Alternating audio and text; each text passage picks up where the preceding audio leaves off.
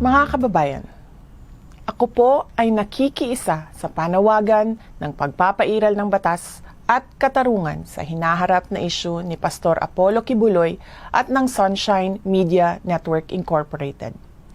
Sa mga ginagawang pagdinig ay tila pinatawan na ng guilty verdict si Pastor Kibuloy kahit na nakabatay lamang ang pagdinig na ito sa mga paratang ng mga testigo na nagkukubli ng kanilang katauhan at hindi mapatunayan ang kredibilidad.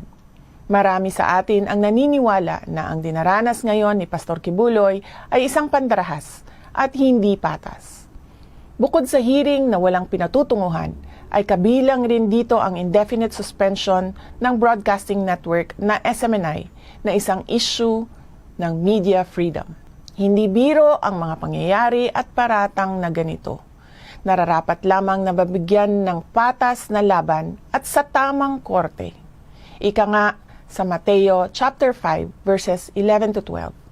Pinagpala ang mga nilalait at inuusig ng mga tao at pinaparatangan ng lahat ng uri ng kasamaan na pawang kasinungalingan ng dahil sa akin.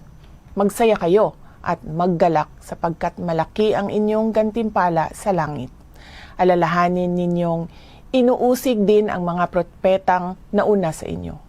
Sana po ay maging gabay natin ang mga bersikulong ito patungo sa kaginhawaan at mabigyan tayo ng tibay ng loob sa pagharap sa mga pagsubok, pagtitiis at pag-uusig ngayon.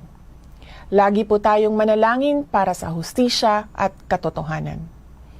Justice and the truth cannot be achieved in trial by publicity but by a day in court. Shukran.